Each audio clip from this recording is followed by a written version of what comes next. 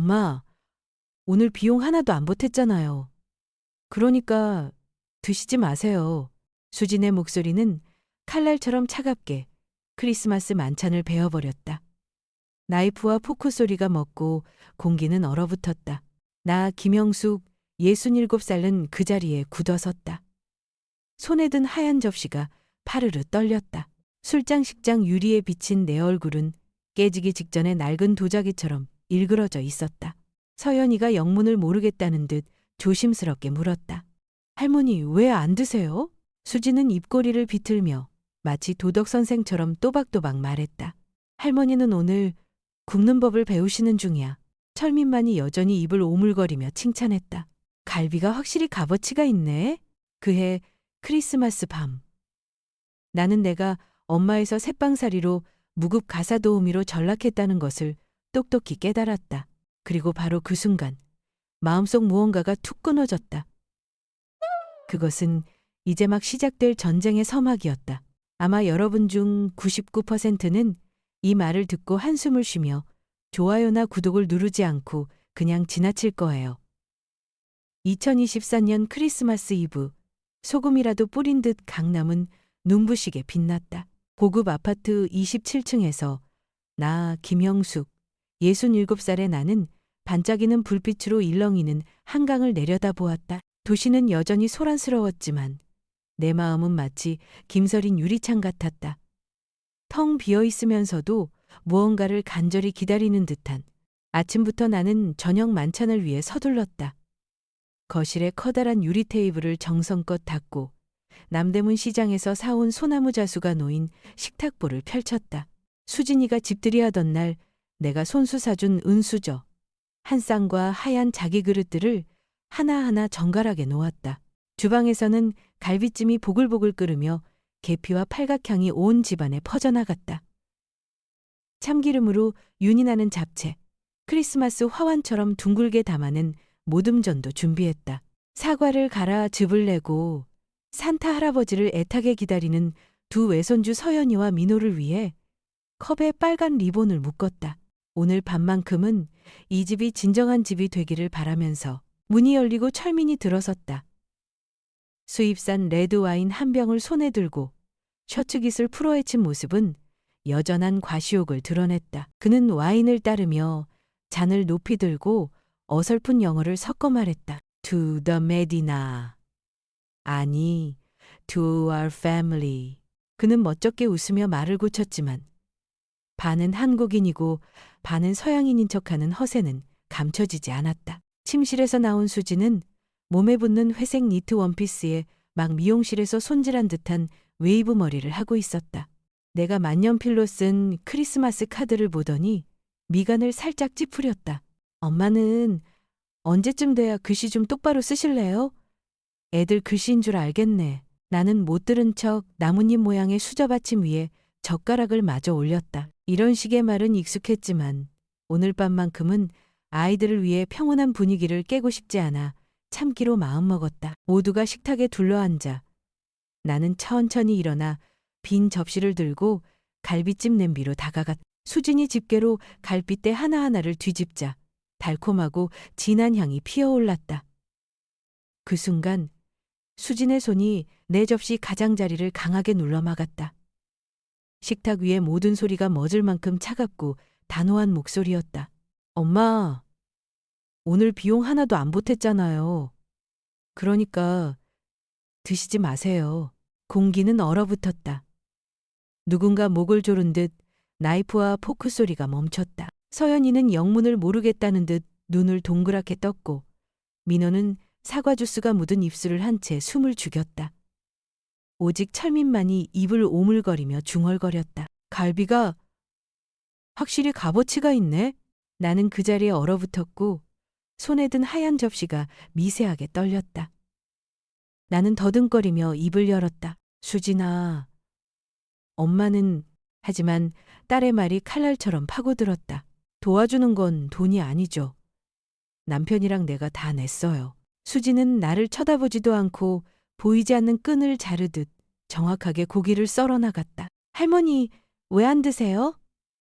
서연이가 눈물을 글썽이며 조심스럽게 물었다. 할머니는 오늘 굽는 법을 배우시는 중이야. 수지는 마치 도덕 수업을 하는 선생님처럼 대답했다. 가슴속에서 툭 하고 아주 작은 무언가가 끊어지는 소리가 들렸다. 수십 년간 억지로 감아온 시계 태엽이 끊어지는 소리 같았다. 나는 접시를 깨뜨리지 않고 조용히 식탁에 내려놓았다.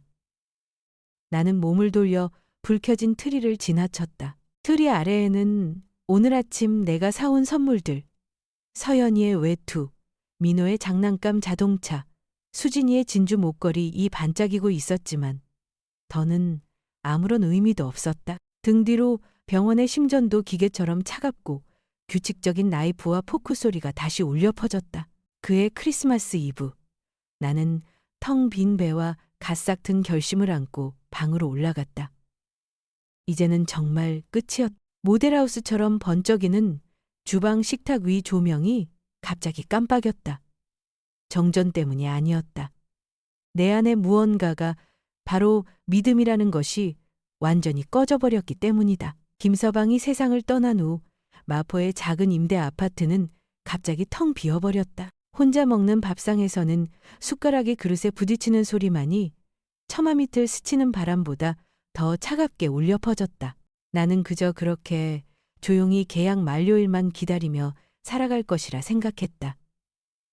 하지만 수진이는 내 어깨를 감싸 안고 눈물을 글썽이며 말했다. 엄마, 여기로 오세요. 여기가 엄마 집이에요. 그 말을 듣는 순간 내 가슴은 따뜻하게 녹아내리는 듯했다. 첫 딸은 정말 다정했다. 나는 내 결혼사진을 딸의 책장 옆에 다시 걸고 분홍색 카네이션 화분을 창가에 두었다. 서연이에게는 오트밀 죽을 끓여주었고 민호의 운동화 끈을 묶어주었다. 보슬비 내리던 아침에는 현관에서 신발 건조기를 틀며 오래전 울산의 냄새를 떠올렸다. 김서방과 내가 힘겹게 생계를 꾸려가면서도 흔들림 없는 손과 꼿꼿한 허리로 아이를 키워냈던 그 시절을. 그러던 어느 날 저녁, 식사가 끝난 후 수진이가 식탁 위에 종이 한 뭉치를 올려놓았다. 엄마, 이번 달 관리비가 너무 높아요. 생활비 조금만 보태주세요. 조금이라고 했다. 하지만 손으로 쓴 숫자는 70만 원이었다. 나는 딸의 글씨를 보며 오래전 초등학교 1학년 때 쓰던 익숙한 글씨체를 떠올렸다. 나는 더 묻지 않고 고개를 끄덕였다. 한 달, 두 달, 그리고 석 달. 그 숫자는 멈추지 않았다. 내가 70만 원에 겨우 익숙해졌을 무렵 이번에는 철민이 내 방문을 두드렸다. 어머니, 자동차 보험료 좀 이번 달만 부탁드려요. 새로운 숫자는 12만 원이었다. 그는 잠시 몇 달 만이라고 했다. 하지만 18개월이 지난 후에도 그 잠시는 마치 내 발목에 매달린 돌덩이처럼 그대로였다. 언제부터인가 나는 온 집안의 알람 시계가 되어 있었다. 새벽 오시면 부엌에 서서 김이 모락모락 나는 미역국을 끓이고 날짜별로 반찬통을 정리했다. 내 몫은 유리 용기에 담아 깔끔하게 라벨을 붙여두었다. 하지만 아침에 냉장고를 열면 얇은 김치 조각과 엄마는 드신 줄 알았어요 라고 휘갈겨 쓴 쪽지만 남아있을 때가 많았다. 저녁에 공원에서 돌아오면 식사는 이미 끝나 있었다. 철미는 텔레비전으로 야구를 보며 다리를 식탁에 올리고 있었고 수진이는 노트북을 두드리며 차가운 유리처럼 푸른 화면빛을 얼굴에 받고 있었다. 두 아이는 국어 단어를 외우느라 여념이 없었다. 나는 조용히 설거지를 했다.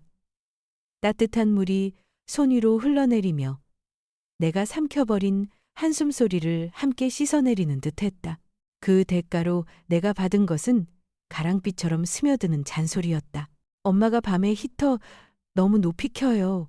세탁기 너무 자주 돌리시죠. 아침 반찬 남으면 버려요. 냄새 배어요. 나는 수진이의 대학 등록금을 내기 위해 내 결혼 반지를 팔았었다.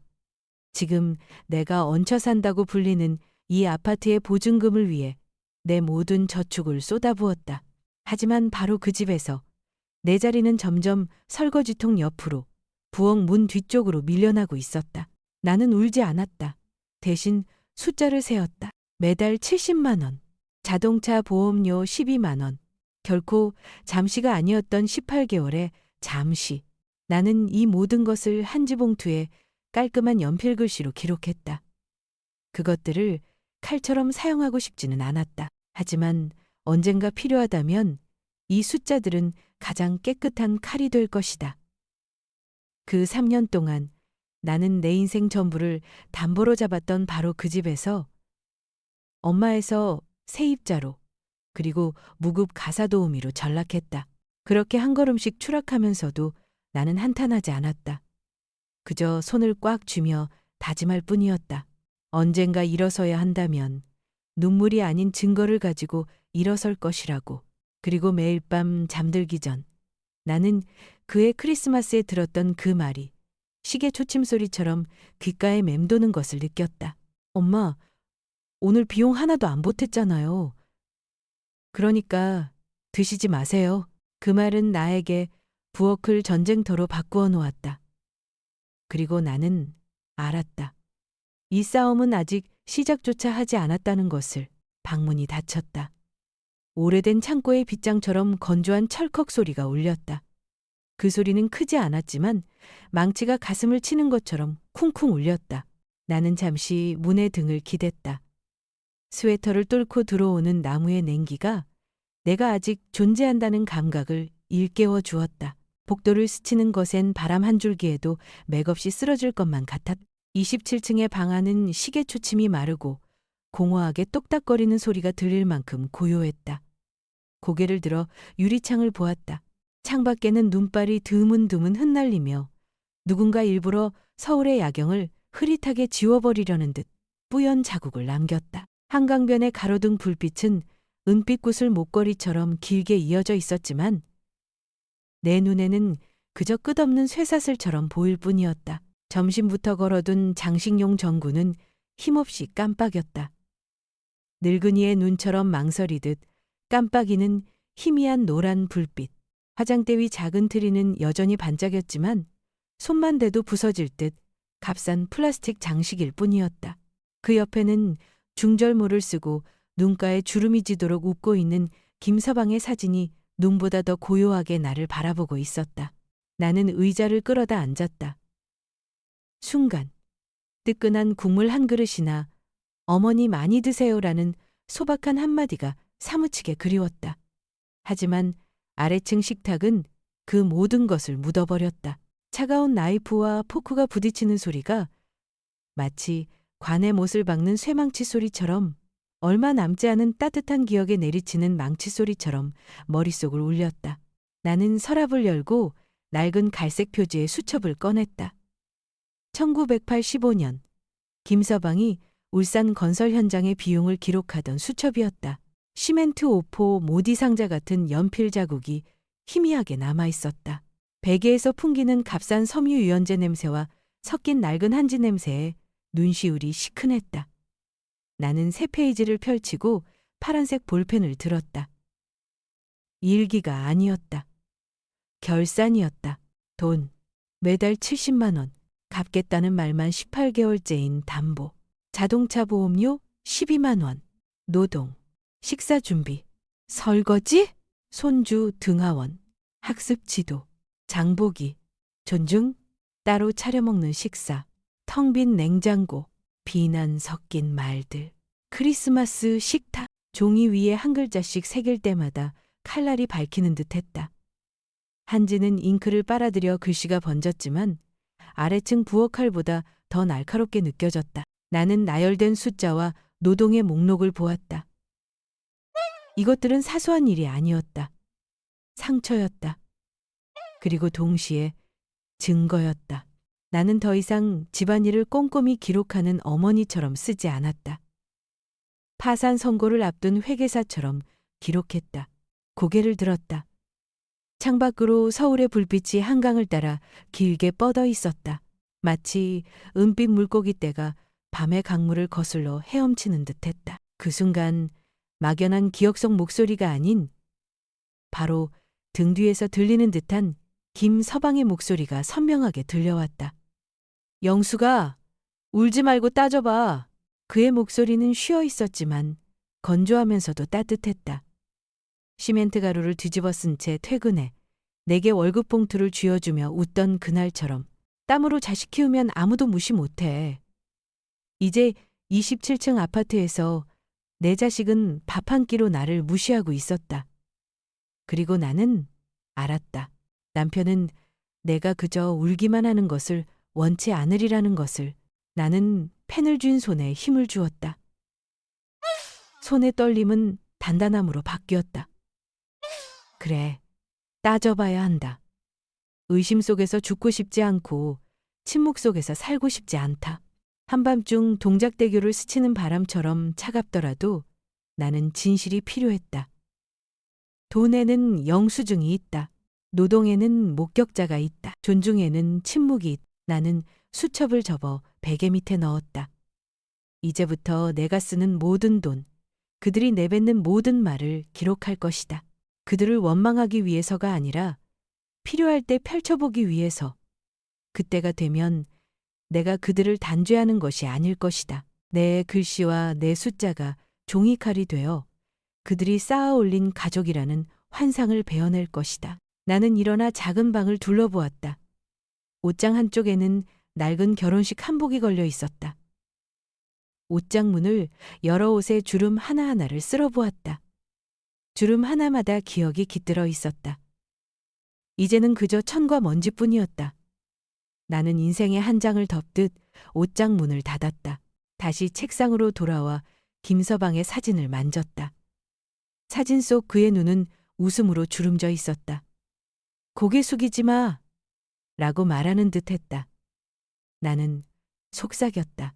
여보, 나 너무 힘들어요. 하지만 화장대 위 작은 거울에 비친 내 얼굴은 더 이상 순종적으로 모든 것을 감내하던 어머니가 아니었다. 나는 목 베개를 안고 옆으로 누워 눈을 감았다. 하지만 머릿속은 어둡지 않았다. 대신 다른 풍경이 펼쳐졌다. 오래전 울산의 부엌. 내가 감자를 깎고 있으면 시멘트 가루를 뒤집어 쓴 김서방이 막 퇴근해 돌아왔다. 그는 내 손에 돈을 쥐어주며 쉰 목소리로 웃었다. 땀으로 자식 키우면 아무도 무시 못해. 나는 땀으로 자식을 키웠다. 밖에서는 엘리베이터가 오르내리는 소리가 누군가의 다급한 심장 소리처럼 연달아 들렸다. 25층, 26층, 그리고 27층에서 딩 하는 소리가 울렸다. 금속문이 열리고 닫히며 사람의 그림자가 스쳐 지나갔다. 하지만 아무도 내 방문을 두드리지 않았다. 그들은 그저 지나쳐갔다. 나는 다시 어둠 속에 잠겼다. 평화를 바라지 않는다. 섣부른 사과도 필요 없다. 내가 바라는 것은 오직 하나. 내가 여전히 가족이라 부르는 사람들의 진짜 얼굴을 똑똑히 볼 수 있을 만큼의 빛뿐이다. 발코니 창에 눈송이가 닿아 물방울로 녹아내리며 긴 균열처럼 흘러내렸다. 나는 속삭였다. 눈물을 접으면 종이칼이 될 수 있다면 그 종이칼은 혈육마저 베어낼 수 있을 것이다. 나는 베개 밑에 수첩을 가볍게 만졌다. 얇은 한지 표지였지만 그 안에는 이제 칼이 들어 있었다. 강철이 아닌 진실로 만들어진 칼. 나는 눈을 감았지만 가슴속은 어둠이 아닌 빛으로 가득했다. 하나의 결심이 만들어낸 빛이었. 그날 밤 나는 잠이 들었다. 더는 식탁 꿈을 꾸지 않았다.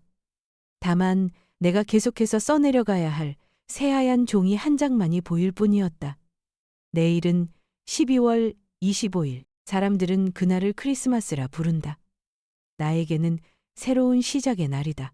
27층 아파트는 이상하리 많지 고요했다. 그들은 서울광장에서 열리는 크리스마스 마켓에 간다며 문이 닫히기 직전까지 복도에 웃음소리를 울리고 떠났다. 나에게 같이 가고 싶은지 묻는 사람은 아무도 없었다. 떠나기 전 수진이는 가식적인 다정함을 섞은 목소리로 한마디를 남겼을 뿐이다. 엄마 어제 피곤해 보였어요. 푹 쉬세요. 쉬라고? 나는 텅 빈 거실에 앉아 유리창을 때리는 바람 소리를 들었다. 하지만 머릿속에서는 하나의 생각이 끊임없이 몰아쳤다. 내가 아직 보지 못한 무언가가 있다. 그들이 숨기고 있는 무언가가. 나는 딸의 방으로 들어갔다. 베개에서는 바닐라와 머스크가 섞인 향수 냄새가 희미하게 풍겼다. 침대 옆 탁자 위에서는 까만 화면의 스마트폰이 조용히 충전되고 있었다. 나는 그 자리에 서서 거세게 뛰는 심장을 느꼈다. 열어봐야 할까? 하지만 청구서를 식탁에 올려놓던 딸의 모습, 크리스마스에 들었던 그 말, 할머니는 오늘 굽는 법을 배우시는 중이야 라는 말을 들었을 때 외손녀의 텅 빈 눈빛이 떠올랐다. 만약 내가 열어보지 않는다면 나는 영원히 의심 속에 갇혀 살게 될 것이다. 잠금 해제 비밀번호는. 나는 깊게 숨을 들이마셨다. 수진이는 예전에 서연이의 생일인 2016점 0412를 비밀번호로 쓴 적이 있었다. 나는 입력했다. 틀렸다. 심장이 쿵 하고 내려앉았다. 어제 벽에 걸린 생일 케이크 사진에서 10일 18이라는 날짜를 본 기억이 났다. 그게 무슨 날이지? 사촌 조카의 생일일까? 아니면 비밀스러운 기념일일까? 나는 2015.11 18을 입력해 보았다. 띡하는 소리와 함께 화면이 밝아졌다. 카카오톡 화면이 나타났다. 나는 아래로 스크롤했다. 단체 채팅방 하나가 눈에 띄었다. 멤버는 3명 수진, 철민, 그리고 그의 여동생인 최 크리스티나. 손가락이 떨렸지만 나는 대화 내용을 계속해서 올렸다. 철민 12, 20, 23, 11. 어머니 집에 있는 거 못 견디겠다. 하루 종일 거슬려. 수진, 조금만 참아. 국민연금 모을 때까지만. 그 다음엔 안성 요양원으로 보내자. 크리스티나, 거기 싸고 괜찮대. 월 40만이면 끝. 남는 80만은 너희가 쓰면 되지. 나는 스마트폰을 꽉 쥐었다. 입술이 낡은 종이처럼 바싹 마르고 갈라졌다. 계속해서 스크롤했다. 수진. 어제 꿈 꿨어. 엄마가 요양원에서 그냥 사라지더라. 이상하게 눈물이 안 나더라. 글자들이 눈앞에서 춤을 추었지만 나는 똑똑히 읽을 수 있었다. 한 글자 한 글자가 차가운 칼날 같았다. 철민? 조심해. 혹시 눈치채면 연금 끊겨. 아, 수진. 그래서 버릇까지 참는 중. 어제 과자 사오라더라. 내가 하녀야? 사진 한 장이 나타났다. 나는 그것을 눌렀다. 얼룩진 회색 벽, 긴 복도, 사인실 병상, 옅은 푸른색 커튼, 사진 설명, 안성 요양원. 나는 그 사진을 뚫어지게 쳐다보았다. 이곳이 그들이 나를 위해 마련해둔 곳이었다. 집이 아니라 나의 마지막 종착역. 나는 스마트폰을 들어 올렸다. 더 이상 손이 떨리지 않았다. 카메라를 켜고 메시지, 날짜, 시간, 요양원 사진까지 하나하나 화면을 촬영했다. 내 휴대폰에 저장하고 모든 사진을 꼼꼼히 확인했다. 쉼표 하나 놓치지 않았다. 마치 마지막 동전 한 입까지 세는 회계사처럼 숫자 하나하나에 신중을 기했다. 이상하게도 시면의 바닥을 보고 나니 더는 두렵지 않았다. 떨리지도 않았다. 폭풍이 몰아치기 직전의 호수처럼 차갑도록 고요했다. 나는 스마트폰을 제자리에 놓고 아무도 만지지 않은 것처럼 이불을 다시 반듯하게 정리했다. 모든 것을 원래대로 흔적 하나 남기지 말아야 했다. 침대 머리맡 탁자 위에는 내가 수진이에게 주려고 산 선물, 작은 진주 목걸이가 그대로 놓여 있었다. 나는 상자 뚜껑에 손을 댔다. 크리스마스 때 나는 이 선물을 주면 딸의 마음이 조금은 부드러워질지도 모른다고 생각했다. 하지만 결국 그 애의 마음을 움직이는 것은 혈육의 정이 아니었다. 오직 돈뿐이었다. 나는 일어나 방을 둘러보았다. 향수 냄새가 감도는 방이었지만 나에게는 법정이나 다름없었다. 책상 위에는 증거가, 스마트폰 안에는 판결문이 있었다. 나는 밖으로 나와 문을 닫고 복도를 걸었다. 유리창 너머로 서울의 불빛이 한강 위에서 은빛 사슬처럼 길게 일렁였다. 나는 알았다. 내가 방금 내 족쇄를 풀었다는 것을. 나는 나지막이 속삭였다. 나는 진실을 손에 넣었다. 오늘 밤 나는 떠날 준비를 시작할 것이다. 그리고 이상하게도 몇 달 만에 처음으로 마음이 가벼워지는 것을 느꼈다. 크리스마스 저녁 식사가 끝난 27층 아파트는 적막했다. 거실에서 들려오던 수진과 철민의 웃음소리, 수저 소리는 이미 기억 속으로 사라지고 식기세척기가 웅웅거리는 소리만이 규칙적으로 울려 퍼졌다. 나는 침대 가장자리에 걸터 앉아 무릎에 손을 얹고 등을 곧게 폈다. 규칙적인 호흡으로 거세게 뛰는 심장을 진정시키려 애썼다. 지난 3년간 나는 이 아파트에서 그림자처럼 살아왔다. 하지만 오늘 밤 나는 떠나야 한다는 것을 알았다. 그렇지 않으면 나는 서서히 사라져버릴 것이다. 죽는다는 의미가 아니라 더 이상 나 자신으로 존재할 수 없다는 의미에서 나는 스마트폰을 들어 오랫동안 걸지 않았던 번호를 눌렀다. 이정자. 동대문 옷감시장에서 함께 일했던 친구. 몇 년간 우리는 설날 안부 인사나 짧은 메시지만 주고받았을 뿐이다. 하지만 오늘 밤 그 이름은 나를 깊은 구렁텅이에서 끌어내줄 유일한 동아줄이었다. 신호음이 갔다. 한 번, 두 번. 끊어버릴까 망설이던 순간 겨울밤의 따뜻한 인삼차 같은 익숙한 목소리가 들려왔다. 여보세요? 누구세요? 나는 조용히 말했다. 정자야, 나야, 영숙이. 수학이 넘어 잠시 침묵이 흘렀고 이내 반가움이 터져나왔다. 영숙 언니? 세상에, 어제도 언니 얘기했는데 언니 어디예요? 나는 입술을 깨물었고 눈물이 핑 돌았다. 나는 모든 것을 털어놓지 않고 꼭 필요한 만큼만 이야기했다. 오늘 밤을 한탄으로 보내고 싶지 않았다. 나는 그저 잠시 머물 곳, 허리를 꼿꼿이 펼 수 있는 공간이 필요했다.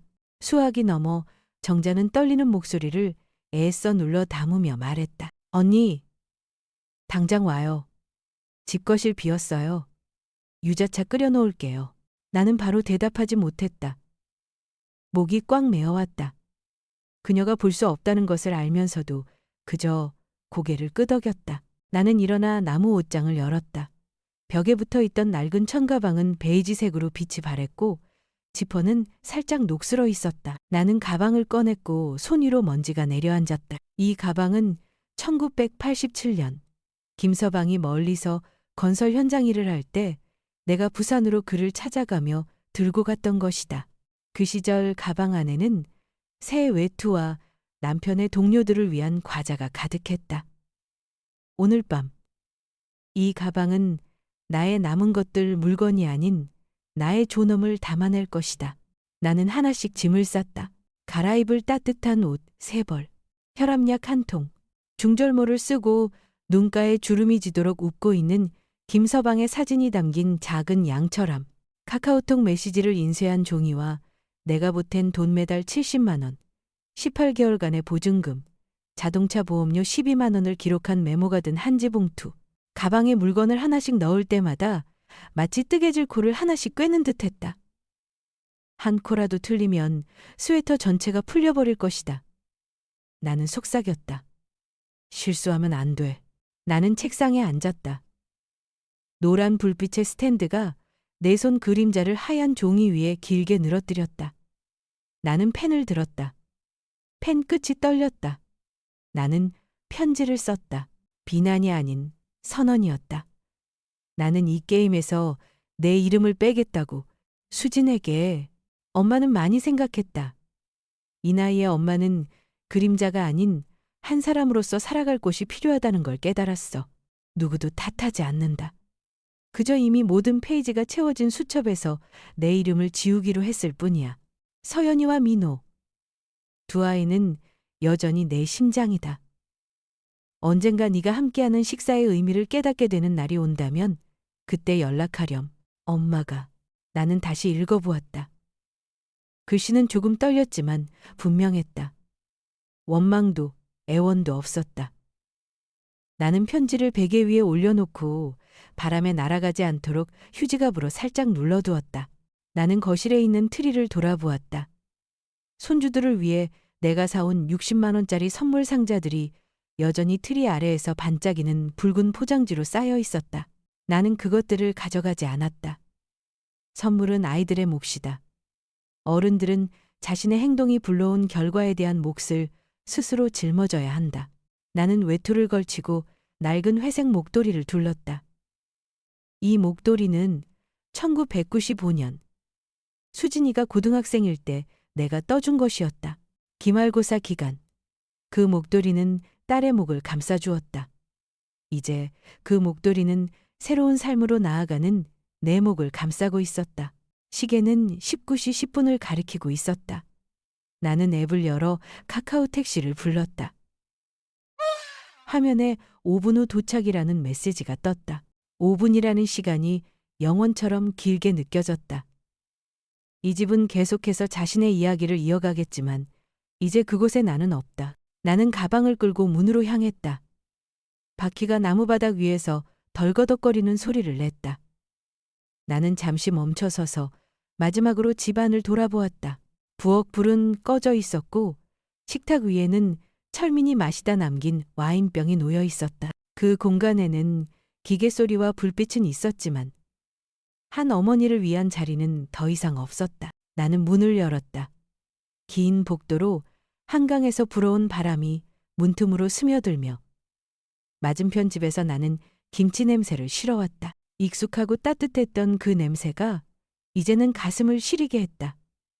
나는 숨을 한번 들이쉬고 가방을 끌었다. 엘리베이터가 딩 소리를 내며 도착했다. 나는 안으로 들어섰다. 금속 문이 서서히 닫혔다. 엘리베이터 거울에는 희끗희끗한 머리에 작은 가방을 들고 등을 곧게 펴난 여인의 모습이 비쳤다. 나는 오랫동안 그 모습을 바라보았다. 저 거울은 슬픔으로 굽었던 내 어깨를 비추곤 했다. 하지만 오늘 거울은 다른 사람을 비추고 있었다. 무너지지도 구걸하지도 않고 그저 떠나는 사람을. 엘리베이터가 1층에 멈추고 문이 열리자 살을 애는 듯한 서울의 밤바람이 불어왔다. 하지만 나는 지난 10년 중 가장 가벼워진 기분을 느꼈다. 하얀 카카오 택시가 문 앞에 멈춰섰다. 기사님이 창문을 내리고 물었다. 김영숙 씨? 나는 고개를 끄덕였다. 가방이 트렁크에 실렸다. 나는 뒷좌석에 앉았다. 문이 닫혔다. 차는 불빛으로 환한 여의도 도로로 합류했다. 거대한 서울이 눈앞에 펼쳐졌고 나는 깨달았다. 오늘 밤 나는 단지 아파트 한 채를 떠나는 것이 아니었다. 이미 죽어버린 삶을 떠나는 것이었다. 12월 26일 아침 서울 하늘은 흐리고 눈이 간간히 흩날렸다. 나는 털모자를 눌러쓰고 목도리를 두른 채 정자 언니와 함께 지내는 작은 카페 문을 열고 영등포로 걸어나갔다. 청소부들이 길가에 눈을 치우고 있었고 시장에서 풍겨오는 말은 생선 냄새에 울산의 기억이 되살아났다. 그 시절 김서방이 월급을 받아올 때마다 나는 직접 은행에 가서 저축을 하곤 했다. 지금 나는 다시 은행으로 향하고 있지만 더 이상 누군가를 위해 함께 저축하지 않는다. NH은행 영등포 지점의 아침은 병원처럼 차가웠다. 파란색 플라스틱 의자들이 나란히 놓여 있었고 소독용 알코올 냄새가 희미하게 맴돌았다. 나는 번호표를 뽑고 자리에 앉았다. LED 전광판이 깜빡였다. 154번 3번 창구. 나는 일어나 느리지만 단호하게 발걸음을 옮겼다. 단발머리의 젊은 직원이 고개를 숙여 인사했다. 어서 오세요. 어떤 일로 오셨나요? 나는 신분증을 책상 위에 내려놓았다. 목소리는 평온했지만 마음속에서는 전쟁터의 북소리처럼 심장이 울리고 있었다. 공동명예 해지해 주세요. 자동이체도 모두 끊어주세요. 직원은 고개를 들어 조금 놀란 듯한 눈빛으로 나를 쳐다보았다. 아마도 대부분의 시어머니들은 여전히 자식들에게 돈 관리를 맡기기 때문일 것이다. 나는 입술을 굳게 다물고 서명했다. 직원은 키보드를 두드리더니 확인증 한 장을 내밀었다. 이제 따님 쪽으로는 더 이상 이체되지 않습니다. 새 계좌 개설하시겠습니까? 나는 고개를 끄덕였다. 네. 제 이름만으로 새 카드 위에 선명하게 인쇄된 김영숙이라는 이름이 형광등 불빛 아래 차갑게 빛났다. 나는 그 카드를 손에 쥐었다. 마음이 떨리면서도 가벼워졌다. 다음 달부터 120만 원의 국민연금은 오롯이 이곳으로 들어올 것이다. 더 이상 아무도 손댈 수 없다. 그날 오후 전화벨이 쉴 새 없이 울렸다.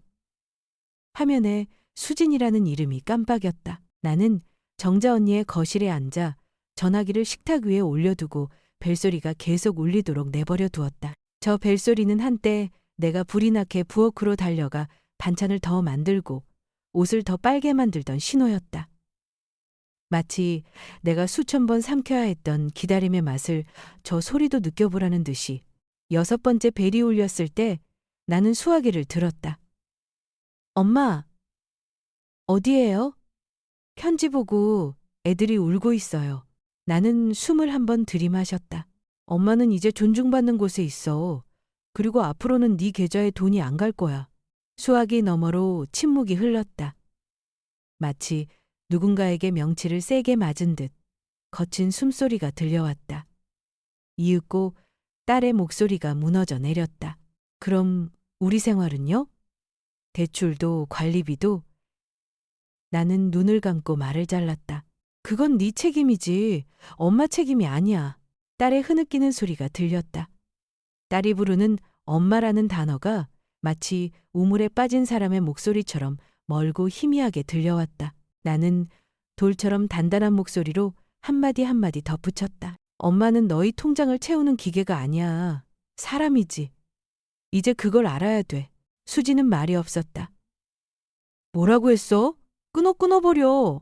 그리고 뚝 소리와 함께 통화가 끊겼다.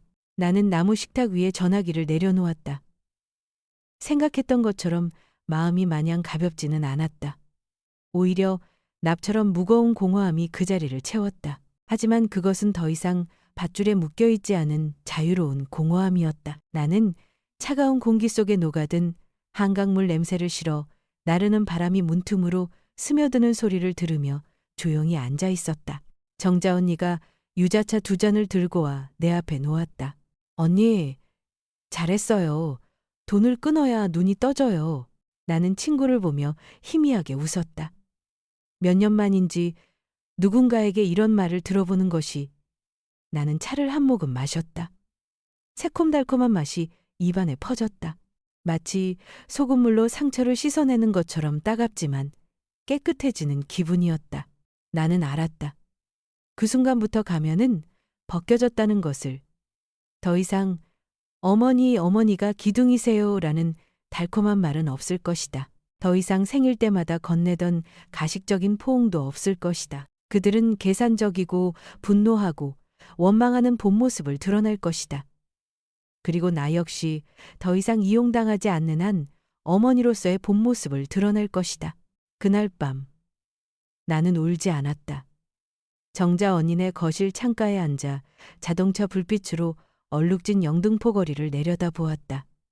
마음속에서 한 문장이 울려 퍼졌다. 돈이 끊기면 가면은 벗겨진다. 그리고 그때 나는 비로소 그들이 누구인지 진정으로 보게 될 것이다. 창밖에서는 북풍이 유리를 핥히고 지나갔다. 내 마음속에서는 몇 년 만에 처음으로 작은 불꽃이 타오르기 시작했다. 자유의 불꽃이었다. 아마 여러분 중 99%는 이 말을 듣고 한숨을 쉬며 좋아요나 구독을 누르지 않고 그냥 지나칠 거예요. 1초라도 걸리더라도 지금 몇 시이고 어디서 듣고 계신가요? 섣달 28의 날.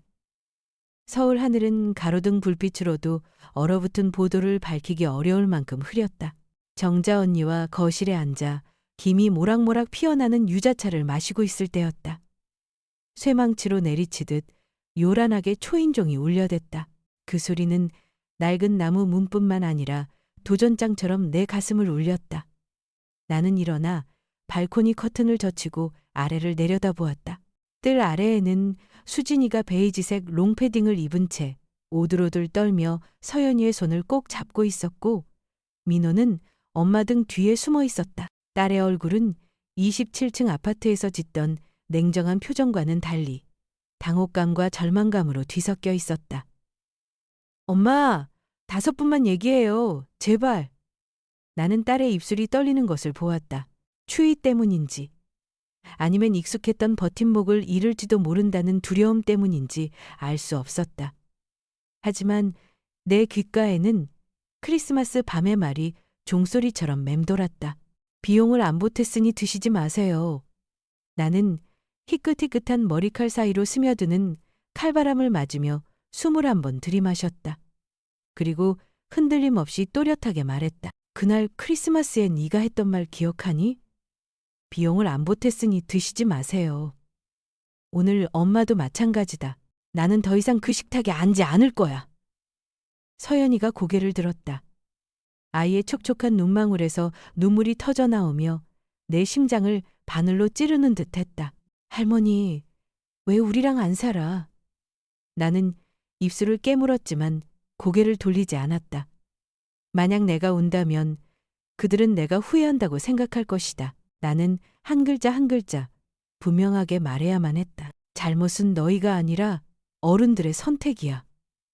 나는 아이들이 이 말을 기억해서 훗날 같은 실수를 반복하지 않기를 바랐다. 수진이는 분노와 수치심이 뒤섞인 눈빛으로 나를 멍하니 쳐다보았다. 이내 두 아이의 손을 잡아 끌고 담벼락처럼 꼿꼿한 등을 보이며 돌아섰다. 나는 그 뒷모습을 보며 대학 입시에 떨어져 엄마 품에 안겨 울던 딸의 모습은 온데간데 없고 다음 수를 계산하는 한 여자만이 서 있음을 보았다. 밤이 깊어지고 정자 언니의 아파트가 고요해졌을 때 복도를 무너뜨릴 듯한 기세로 누군가 문을 두드려댔다. 정자 언니가 겁에 질려 내 어깨에 손을 얹었지만 나는 언니를 뒤에 서게 하고 조용히 고개를 끄덕였다. 복도 불빛이 철민의 얼굴을 비췄다. 술과 담배 냄새가 코를 찔렀고 그의 얼굴은 붉게 달아올라 있었으며 눈은 충혈되어 있었다. 목에는 붉은 목도리를 두르고 있었지만 손은 핏줄이 붉어지도록 단단히 주먹을 쥐고 있었다. 이사벨라. 아니 김영수. 내려와. 가족이면 책임을 져야지. 나는 실소를 터뜨렸다. 메마른 웃음소리가 발코니에 울려 퍼졌다. 나는 밖으로 나가 차가운 난간에 손을 기댄 채 그를 똑바로 내려다보았다. 가족? 가족이라면 성탄절에 굶기지 않았겠지. 가족이라면 요양원 계획 안 세웠겠지. 그의 얼굴이 노란 불빛 아래 하얗게 질렸다가 이내 분노로 파랗게 변했다. 그는 입을 벌리고 욕설을 퍼부으려는 듯 입술을 떨었지만 내가 뱉어낸 진실에 목이 막힌 듯했다. 익숙한 가면이 찢겨나간 그의 눈동자에서 나는 선명한 공포를 보았다. 내 등 뒤에서 정자 언니가 침착하게 걸어나와 스마트폰을 높이 쳐들었다. 판결문을 읽듯 또렷한 목소리로 말했다. 경찰에 신고했어요. 떠나지 않으면 처벌받아요. 철민은 주춤했다. 그의 주먹은 여전히 굳게 쥐어 있었지만 눈동자는 불안하게 주위를 훑었다. 이웃들이 문을 열기 시작했고 맞은편 발코니에서는 몇몇 그림자가 어른거렸으며 웅성거리는 소리가 들려왔다. 그는 이것이 더 이상 니게의 벽 안에서 벌어지는 개인사가 아님을 깨달았다. 치욕은 이미 담을 넘어 아파트 전체를 위한 생생한 증거가 되어버렸다. 그는 이를 갈며 도전적으로 턱을 치켜들었다.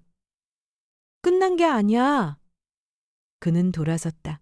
타일 바닥 위로 울려 퍼지는 그의 구둣발 소리는 마치 돌 위를 긁는 칼날 소리처럼 복도를 채웠다. 나는 가로등 불빛 아래로 사라지는 그의 뒷모습을 보며 그의 말이 단순한 협박이 아님을 알았다. 그는 다시 돌아올 것이다. 하지만 3년 전과는 달리 이번에 그가 마주할 사람은 고개 숙인 어머니가 아니라 수첩과 증거, 그리고 더 이상 흔들리지 않는 의지를 가진 한 여자일 것이다. 나는 발코니 문을 닫았다. 손은 찬바람에 여전히 떨렸지만 심장은 더 이상 떨리지 않았다. 가슴 속에서 이상한 힘이 솟아올랐다. 단순한 통쾌함이 아니었다. 가면은 떨어졌다는 확신이었다. 수진도 철민도 그들 모두가 스스로 정체를 드러냈다. 돌아보니 정자 언니가 여전히 그 자리에 서 있었다. 반짝이는 눈으로 내 어깨를 꽉 쥐며 말했다. 언니, 이제 시작이에요. 더 이상 혼자가 아니에요. 나는 조용히 고개를 끄덕였다. 언니의 눈동자에 비친 내 모습은 더 이상 허리 굽은 어머니가 아니라 당당히 설 권리가 있는 한 인간이었다. 그날 밤 나는 작은 나무 책상 앞에 앉아 낡은 한지 수첩을 펼쳤다. 희미한 노란 스탠드 불빛이 지난 며칠간 내가 기록한 항목들로 빼곡해진 페이지를 비쳤다. 나는 펜을 들고 돈, 노동, 존중이라는 세 항목 아래에 한 줄을 더 추가했다. 직접 대면 12월 28일 철민의 본 모습 드러남. 파란 잉크가 번졌지만 내 필체는 더 이상 흔들리지 않았다. 나는 수첩을 덮었다. 마치 새로운 칼날 하나를 더 벼려낸 기분이었다. 강철이 아닌 진실로 만들어진 칼. 사륙을 위한 칼이 아니라 감옥이 되어버린 그 집에서 나를 올가매던 밧줄을 끊어내기 위한 칼이었다. 창밖에서는 여전히 북풍이 문틈으로 울부짖고 뜰에는 눈이 하얗게 쌓였지만 내 마음속에는 작은 불꽃 하나가 피어올랐다. 크거나 타오르지는 않았지만 계속해서 나아가고 모든 얼굴과 모든 거짓말을 똑똑히 볼 수 있게 해줄 만큼 끈질긴 불꽃이었다. 그날 밤 나는 울지 않았다. 더 이상 크리스마스 식탁 꿈을 꾸지도 않았다. 다만 마치 내 운명 전체를 이제 내 손으로 직접 써내려가라는 듯 나를 기다리는 새하얀 종이 한 장을 꿈꿀 뿐이었다. 이듬해 정월 겨울의 잔설이 채 녹지 않았을 무렵 서울의 보도는 군데군데 얼어붙어 번들거렸고 버스가 지나간 자리에는 질척한 잿빛 물자국이 남았다. 나는 정자 언니의 작은 방에 앉아 있었다. 식탁 위에는 김이 오르는 유자차가 놓여 있었고 찻잔에서 피어나는 달콤한 유자향이 차가운 바람 냄새 사이를 파고들었다. 그때 전화기가 울렸다. 마포에 살던 옛 이웃 아주머니에게서 온 문자였다. 수진 씨 집매물로 나왔대요. 현관에 조그만 팻말 붙어 있더라. 나는 화면을 들여다보았다. 글자들이 선명했지만 마치 누군가 내 가슴에 직접 글자를 새기는 듯했다. 찻잔을 든 손이 허공에서 멈칫했다. 뜨거운 김이 손등을 스쳤지만 마음은 싸늘하게 식어 있었다. 나는 전화기를 탁자 위에 내려놓고 천천히 숨을 고른 뒤 정자 언니를 보았다. 무슨 일이에요? 정자 언니가 걱정스러운 눈빛으로 물었다. 집을 팔았대. 나는 짧게 대답했다. 정자 언니는 잠시 말이 없다가 내 찻잔에 조용히 차를 더 따라주었다. 그들을 요양원에 보내려 한다는 사실을 처음 알았을 때처럼 심장이 떨리지도 크리스마스 밤처럼 가슴이 저리지도 않았다. 이제 마음은 그저 잔잔한 호수 같았다. 아주 작은 돌멩이 하나 던져도 물결조차 잃지 않을 만큼 고요했다. 겨울은 더디게 흘러 초봄까지 이어졌다. 나는 그 아파트에 다시 가지 않았다. 그들에 대한 소식은 모두 이웃의 문자나 전해 듣는 말을 통해 알게 되었다. 2월에는 철민이 빚 문제로 여행사를 그만두었다는 소식이, 4월에는 수진이가 결혼 예물을 팔았다는 소식이 들려왔다. 그리고 5월, 그들은 마침내 아파트를 정식으로 내놓았다. 모든 것은 마치 도미노의 첫 조각이 쓰러지자 나머지 조각들이 차례로 무너지듯 정해진 수순처럼 일어났다. 나는 여전히 정자 언니의 작은 아파트에서 지냈다. 아침이면 영등포 시장에 가서 채소 몇 단을 사오고 오후에는 김서방의 제사상에 올릴 국화꽃을 꽂았다. 밤이 되면 한지 수첩을 펴고 새로 들은 소식들을 기록했다. 내 글씨는 예전처럼 떨리지 않고 점점 더 단정하고 곧아졌다. 한 줄 한 줄이 언젠가 필요할 날을 위해 잘 벼려둔 종이 칼날 같았다. 6월 초의 어느 일요일 아침, 정자 언니가 동묘 앞 벼룩시장에 가자고 했다.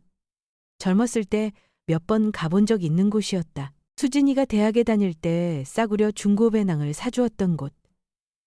시장은 발 디딜 틈 없이 사람들로 붐볐고 상인들의 외침과 전철 경적 소리가 뒤섞여 있었다. 보도 위에는 옷가지가 산더미처럼 쌓여 있었고 낡은 신발과 오래된 카세트 테이프가 종이 상자 안에 아무렇게나 던져져 있었다. 나는 뚜렷한 목적 없이 좌판들 사이를 걷고 있었다. 바로 그때 내 눈길이 한 곳에 멎었다. 짙은 갈색의 낮은 나무장이었다. 문짝은 달아 있었고 아래쪽 모서리에는 긁힌 자국이 선명했다. 나는 단번에 알아보았다. 1982년 김서방이 남대문 시장에서 일주일치 공사장 급여를 전부 털어 사온 바로 그 장롱이었다. 어깨에 장롱을 짊어지고 땀을 뻘뻘 흘리며 돌아왔지만 영수가 이제 우리 집도 집답게 보이네 라며 환하게 웃던 그의 눈빛이 떠올랐다. 이제 그것은 아무도 거들떠보지 않는 낡은 물건들 사이에 외롭게 서 있었다. 야구 모자를 쓴 중년의 상인이 내가 멈춰선 것을 보고 말했다. 보기 괜찮죠? 어떤 젊은 부부가 2주 전에 팔았어요. 15만 원 받고.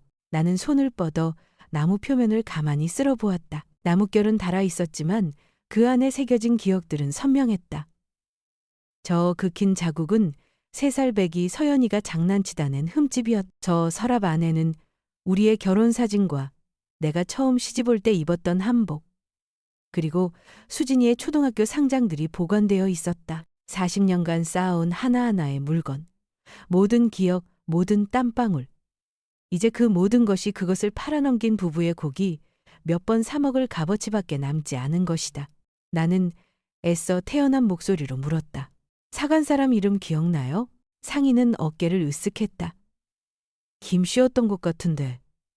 요즘 많이들 처분하잖아요. 집 정리한다고.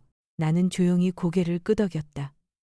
주머니에는 그것을 당장 다시 살 수 있는 충분한 돈이 있었다. 하지만 나는 손을 거두었다. 나는 알고 있었다. 기억은 나무에 깃드는 것이 아니라는 것을. 기억은 내 가슴 속에 있었고 이제 내 가슴은 그런 물건 따위에 더는 흔들리지 않을 만큼 단단해져 있었다. 정자 언니가 눈시울을 붉히며 나를 보았다. 언니! 가져가요. 나는 고개를 저으며 단호하게 말했다. 추억은 내가 살아있는 한 없어지지 않아. 나무에 있는 게 아니야. 우리는 등을 돌려 걸었다. 등 뒤로 15만 원! 싸게 가져가요 하는 상인의 외침이 시장 안에 울려 퍼졌다. 지나가는 사람들에게는 그저 값싼 물건일 뿐이겠지만 나에게는 한 시대의 종말을 고하는 문 닫는 소리처럼 들렸다. 그날 오후 작은 아파트로 돌아와 나무 책상 앞에 앉았다. 늦여름의 햇살이 창문을 통해 들어와 마룻바닥에 긴 그림자를 남겼다. 나는 한지 수첩을 펴고 새 페이지를 넘겼다. 돈, 노동, 존중, 직접 대면이라는 항목들 아래에 나는 새로이 덧붙였다. 집 매각. 추억은 벼룩시장으로. 6월. 한 시대의 끝. 나는 펜을 내려놓고 조용히 앉아 있었다. 눈시울은 뜨거웠지만 눈물은 한 방울도 흐르지 않았다. 눈물은 오래전에 딸이 내 손을 막아 음식에 닿지 못하게 했던 그 크리스마스 밤에 이미 모두 말라버렸다. 그날 이후로 나는 깨달았다. 모든 상처는 피를 흘리기 위해서가 아니라 글자를 새기기 위해 남는다는 것을. 그리고 오늘 내가 새긴 한 글자 한 글자는 증거가 되고 종이 칼이 되어 가족이라는 모든 환상을 베어낼 것이다. 나는 창밖을 보았다. 한강에서 불어오는 여름바람은 후덥지근했다. 하지만 마음 한구석은 이상하리만치 시원했다. 마치 긴 눈보라가 그치고 마침내 해가 떠오른 것처럼 기묘한 해방감이었다. 이제 그들이 스스로 과거마저 내던졌으니 나 또한 더는 무거운 짐을 짊어질 필요가 없어진 것이다. 그날 밤 나는 편안히 잠들었다. 더 이상 크리스마스 식탁의 꿈도 차가운 식기 소리가 들리는 꿈도 꾸지 않았다. 나는 그저 텅 비어있는 길, 아무도 앞을 가로막지 않는 고든 길을 걷는 꿈을 꾸었다. 펼쳐진 새하얀 페이지가 내가 다음 이야기를 써 내려가기를 기다리고 있었. 시간이 흘러 10달은 마치 길게 베인 상처가 아물었지만 두꺼운 흉터를 남긴 것처럼 지나갔다. 그해 크리스마스 겨울, 차가운 바람이 부는 밤에 낡은 천 가방 하나를 끌고 27층 아파트를 떠난 지 어느덧 다시 가을이 찾아왔다. 서울은 몇 번이나 옷을 갈아입었다. 얼음이 녹고 봄비가 내리고 6월의 무더위가 지나 붉은 잎들이 하나둘 떨어졌다. 나는 여전히 정자 언니의 작은 아파트에서 지냈다. 어두운 밤 문을 두드렸을 때 유일하게 손을 내밀어준 오랜 친구. 우리는 외로운 두 노인처럼 함께 살았다. 아침이면 동대문 시장에 가서 김치 담글 채소를 사고 오후에는 라디오 뉴스를 들었으며 저녁에는 유자차를 마시며 피곤하지만 따뜻함이 밴 목소리로 이야기를 나눴다. 나는 27층을 금지당했던 식탁을 기여라는 이름으로 강요당했던 돈을 생각하지 않으려 애썼다. 매일 아침 영등포역 근처 노인복지관에 나가 기체조를 하고 때로는 노인들을 위한 한문 교실에도 참여했다. 누가 물으면 그저 웃으며 말했다. 이제는 돈이 아니라 글자의 의지에 살아요. 다른 사람들이 보기에는 평온을 되찾은 듯 보였을 것이다. 하지만 내 안의 상처는 여전히 그 자리에 있었다. 다만 더 이상 피를 흘리지 않을 뿐이었다. 그러던 9월의 어느 아침, 우체부가 문을 두드려 흰 봉투 하나를 건넸다. 병원비 고지서나 광고 지련이 생각했다. 하지만 봉투 겉면의 글씨를 보는 순간 심장이 쿵 내려앉았다. 수진이의 글씨였다. 뼛속까지 익숙한 글씨체. 딸이 대학 입시를 치를 때 나는 새벽 3시까지 잠 못 이루고 딸이 쓴 장학금 신청서를 한자 한자 읽어주었다. 비스듬하면서도 힘이 있고 군데군데 떨림이 느껴지던 글씨. 지금의 글씨도 그때와 같았지만 어딘가 더 흐릿하고 몇 군데는 잉크가 번져 있었다. 나는 부엌에 서서 뜨거운 숯덩이라도 쥔 듯 봉투를 들고만 있었다. 정자 언니가 내 어깨에 손을 얹으며 말했다. 나는 종이가 찢어질까 조심스럽게 봉투를 열었다. 엄마, 이제야 알았어요. 우리가 엄마를 돈으로만 봤다는 걸. 집도 잃고 가구도 팔고 이제 나도 철민한테 똑같이 무시당해요. 그제서야 엄마 마음 알았어요. 애들이 할머니를 그려요. 떨어져 있는 가족이라고. 죄송합니다. 나는 편지를 탁자 위에 내려놓았다. 손은 떨렸지만 눈은 젖지 않았다. 한 글자 한 글자가 낡은 벽돌을 내리치는 망치 소리 같았다. 부수기 위한 망치가 아니라 이미 존재했던 균열을 드러내는 망치. 내 딸은 마침내 내가 겪었던 바로 그 맛을 보고 있었다. 무시당하고 짐처럼 여겨지는 맛, 통쾌하지 않았다. 그저 늦가을의 차가운 바람 같은 피로감만이 밀려왔다. 마지막 교훈은 시작되었지만 그것은 내가 가르친 말이 아니라 그들 스스로 쌓아 올린 것들의 붕괴를 통해 배우는 것이었다. 그 후 며칠 동안 나는 답장을 쓰지 않았다. 편지를 접어 크리스마스 밤에 기록했던 돈과 노동의 내역 바로 옆 한지 수첩에 끼워 넣었다. 수첩을 펼칠 때마다 편지는 마치 진실이 결국 제자리로 돌아온다는 것을 증명하는 하나의 증거처럼 그 자리에 있었다. 11월 또 다른 편지가 도착했다. 이번에도 수진이의 글씨였지만 봉투 모서리부터 황급히 쓴 듯 비뚤어져 있었다. 봉투 안에는 편지뿐만 아니라 2장의 색깔 있는 종이가 들어 있었다. 꺼내보니 아이들의 그림이었다. 서연이는 파란 한복을 입은 할머니가 혼자 서 있는 모습을 그렸다. 할머니는 2 팔을 벌리고 있었고 그 주위에는 아빠, 엄마, 동생이 있었지만 멀리 떨어져 있었다. 그 사이에는 텅 빈 흰 공간만이 있었다. 민호는 할머니가 나무 식탁에 앉아 있고 아이들이 그 맞은편에 서 있는 모습을 그렸다. 2 사람 사이에는 작은 다리가 놓여 있었다.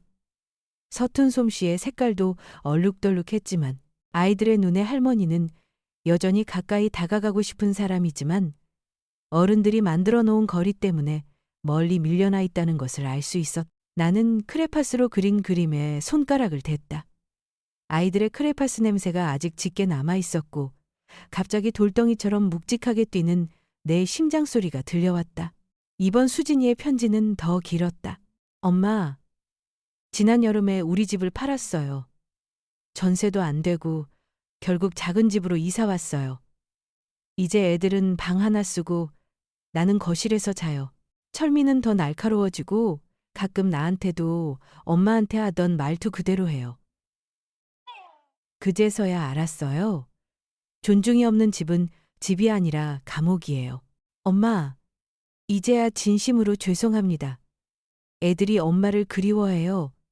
그림을 보면 알 수 있어요. 나는 편지를 읽고 접어 그림 옆에 놓았다.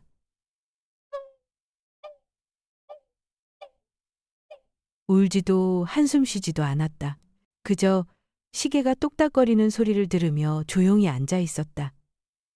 맞은편에 앉은 정자 언니가 유자차를 따라주며 조용히 말했다. 언니, 결국 알게 되네요? 나는 고개를 끄덕였다. 스탠드 불빛 아래 기쁘지도 슬프지도 않았다. 오직 하나의 진실만이 있었다. 모든 교훈은 대가를 치르지 않으면 결코 깊이 새겨지지 않는다는 것. 그날 밤 나는 답장을 썼다. 내 손은 더 이상 떨리지 않았다. 한 글자 한 글자 천천히 그리고 분명하게 써내려갔다. 할머니는 여전히 너희를 사랑해. 하지만 만남은 조건이 있어. 서로 존중하는 자리에서만. 아이들, 할머니는 늘 기억해. 그러나 어른들의 자리엔 룰이 필요해. 나는 편지를 접어 봉투에 넣고 봉했다. 봉투를 붙일 때 내 마음은 편지를 받았을 때처럼 흔들리지 않았다. 성급한 재회를 기대하지도 무릎 꿇고 용서를 비는 딸을 기다리지도 않았다. 나는 그저 마지막 경계선을 긋고 싶었을 뿐이다. 나 외에는 아무도 세울 수 없는 경계선. 편지를 붙인 후 나는 다시 한지 수첩을 펼쳤다. 존중 항목 아래에 새로이 덧붙였다.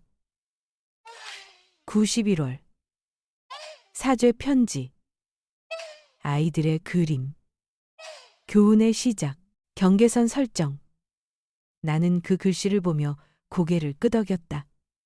지난 10달간 내가 갈아온 종이칼은 마침내 제 모습을 갖추었다. 피를 내는 칼이 아니라 학대와 혈연과 이용 사이의 모호함을 끊어내는 칼. 그 후 나는 더 이상 편지를 기다리지도 전화벨 소리를 두려워하지도 않았다.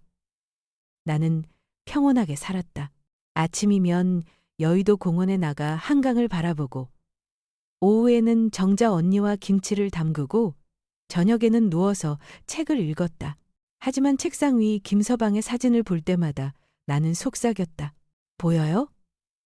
아이들이 마침내 할머니를 그림에 넣었어요. 하지만 할머니는 따로 서 있어요. 그리고 그걸로 충분해요. 나는 옛 아파트로 돌아가기를 바라지 않았다. 사위의 성격이 바뀌기를 바라지도 않았다. 나는 오직 한 가지만을 바랐다. 내 딸이 마침내 존중이야말로 가족을 지탱하는 유일한 조건이라는 것을 깨닫기를. 12월 초, 밖에서 매서운 바람이 부는 밤. 나는 서랍을 열어 수진이의 편지를 다시 꺼내 읽었다. 희미한 노란 스탠드 불빛 아래. 종이 위의 글씨들은 이미 마른 상처 자국 같았다. 나는 조용히 편지를 접어 아이들의 그림과 함께 넣어두었다. 온전히 용서하기 위해서도 증오를 키우기 위해서도 아니었다. 그저 기억하기 위해서였다. 교훈은 비쌌고 그 값은 치러졌다는 것을 나는 눈을 감고 되뇌었다. 여전히 사랑하지만 사랑이 고개를 숙이는 것과 동의어는 아니라고. 그리고 그것이야말로 나에게 그리고 그들에게도 가장 값비싼 교훈이었다.